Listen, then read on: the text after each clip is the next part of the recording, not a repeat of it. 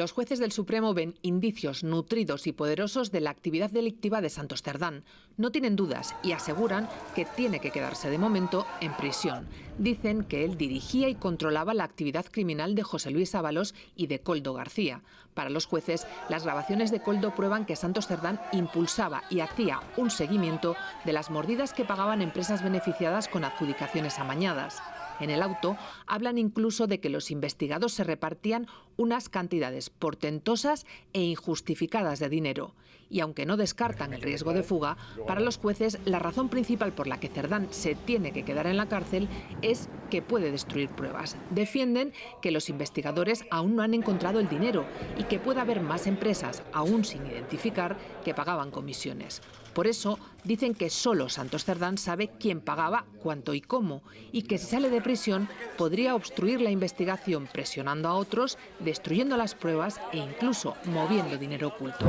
La Fiscalía Anticorrupción asegura que las comisiones que recibía Equipo Económico a cambio de la promulgación de leyes favorables se encubrían como encargos de informes estratégicos. Después, según la Fiscalía, esos fondos terminaban fluyendo por un entramado societario que ocultaba a su destinatario final y apunta que hay indicios de que la venta de la participación del exministro del PP en el despacho fue ficticia. ¿Cómo quiere que explique nada de una empresa donde no estoy? O sea, quiere decir... La agencia tributaria cree que los investigados usaron testaferros y empresas pantalla y por eso instó a la Guardia Civil a que pidiera el registro de los domicilios y sedes investigadas antes de que se levantara el secreto de sumario. Todo forma parte de una estructura compleja que se cita en numerosas ocasiones en la investigación, donde aparecen nombres ya señalados en otras tramas. Es el caso de Luis Miguel Triguero, relacionado con la Gürtel y conocido por construir sociedades pantalla, o Ricardo Romero de Tejada, exsecretario general del PP madrileño entre 1996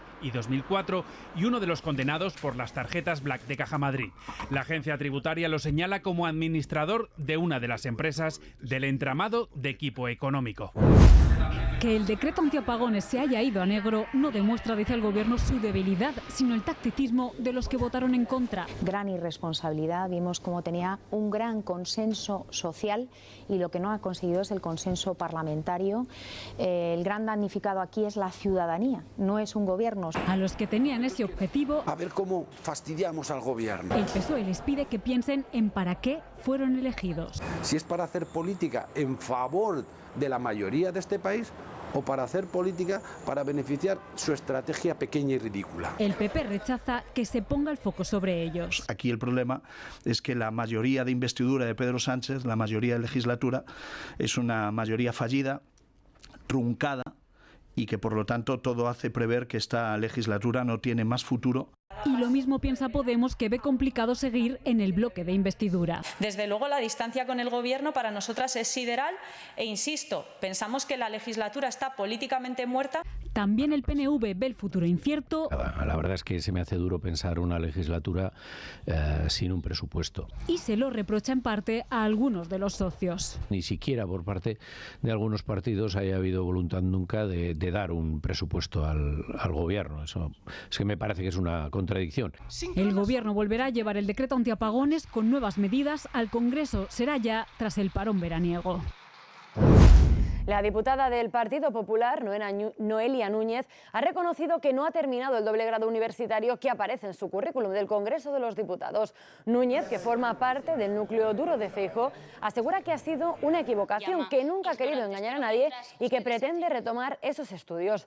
El PSOE ha pedido su dimisión por mentir de forma, dicen, reiterada.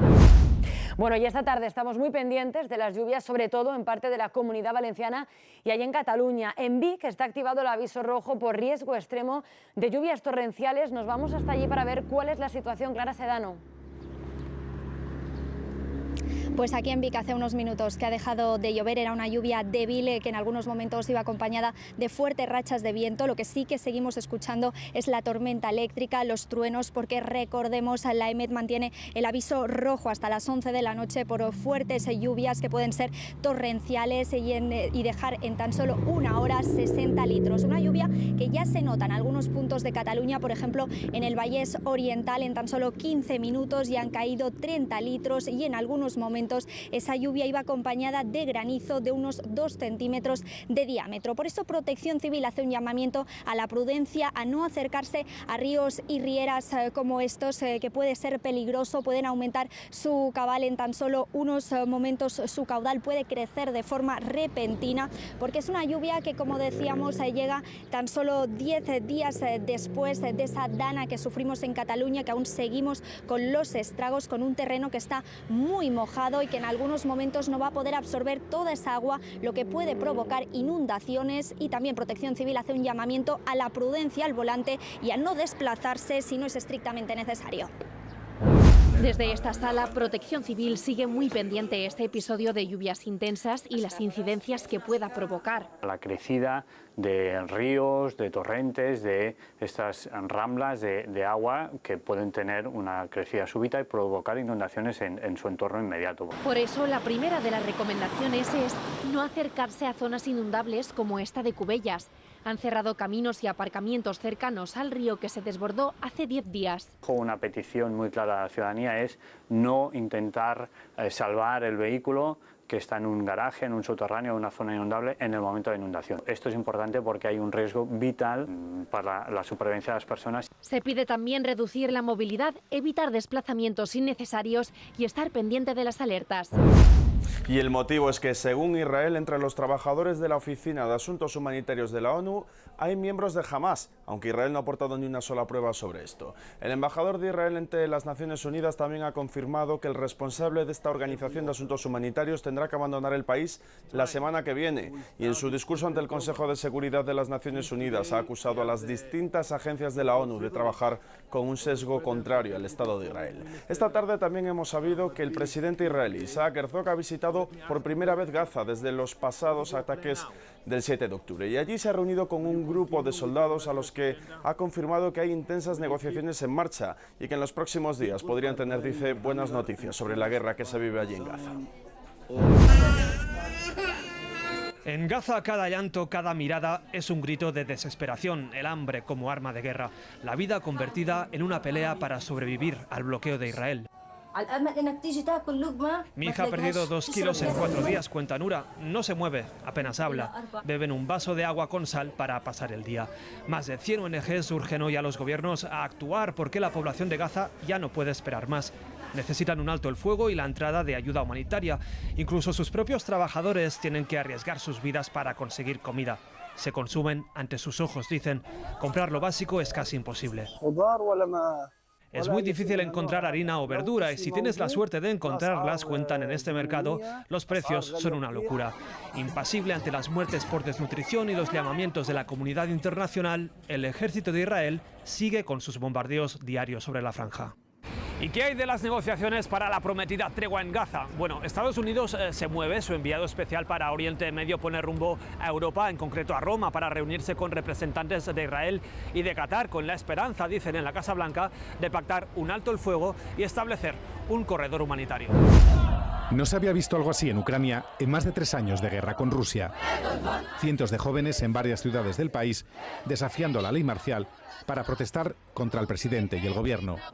Los manifestantes querían parar el voto del Parlamento que iba a dar el control de la Agencia y la Fiscalía Anticorrupción a la Fiscalía General, es decir, al gobierno.